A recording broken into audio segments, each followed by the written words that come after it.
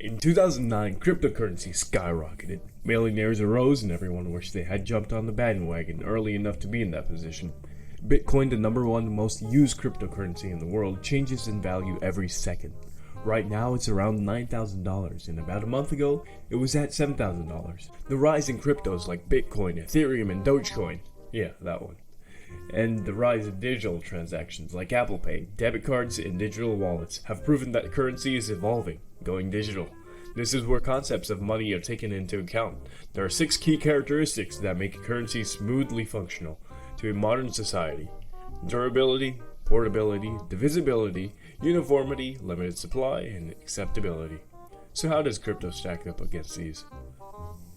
Durability.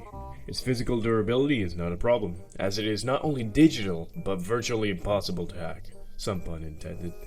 Portability. Although in theory easier to carry than physical currency, crypto will prove to be a problem for people without access to mobile phones or any device incapable of accessing the internet. So rip homeless people.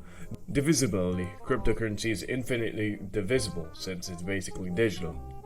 Uniformity. Because the value constantly changes and multiple cryptos value differently, it doesn't have the same uniformity as centralized currency.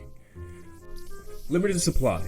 Not really. Its value isn't controlled by a central power like the Federal Reserve, which controls the dollar supply. And acceptability.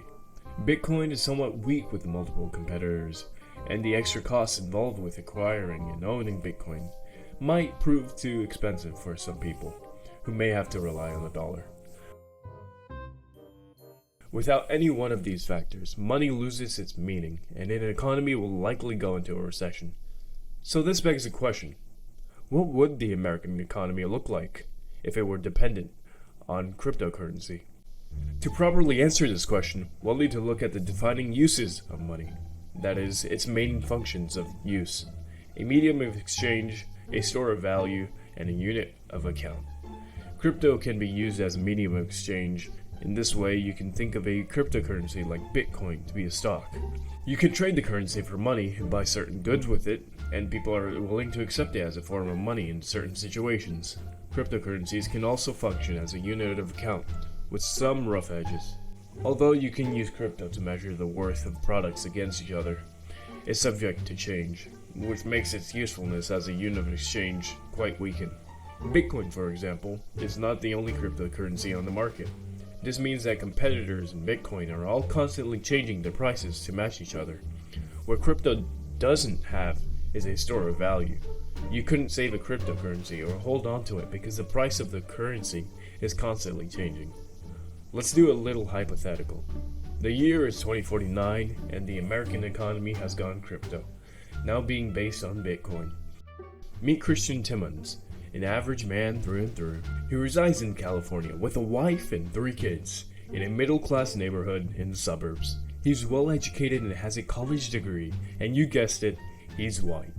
Timmons represents the typical well-to-do American. Having gone crypto with no real struggles, a relatively stable economy has emerged. The middle class has been slightly inconvenienced with the adoption of Bitcoin, but this has been the worst so far. However, something unexpected happened. One day, some of the big tech firms decided to stop using Bitcoin because of internal restructuring. This caused a massive drop in crypto prices. Land lost its value. Domino effect. Industries followed other major companies. And boom, there's no money. Banks, closely watching the panic, make the same decision. They can't afford to give Bitcoin away in this financial climate. Everyone holds on to Bitcoin, but because of its volatile sort of value, the price of Bitcoin drops no matter what anyone does. Boom chicka pop, one thing's lead to another, bada bing bada boom, the country is now in a rather severe recession. Now, let's discuss Timmons' problem from an economic standpoint. He can't fulfill the needs to support his family because the government can't help in any substantial way at the moment. Although Bitcoin provided an easy way for the government to issue UBI, the value dropped by 50%, and the money ultimately provided no relief for the Timmons. The stock market has also crashed, and because Bitcoin isn't controlled by the US government, the Fed can't pump enough money into the economy. Every business is hit and the family has lost all their savings as a result. Timmons can't even afford to mine Bitcoin because of high costs on electricity, and he's already strapped with providing for his family. This means he won't be able to make money or spend money.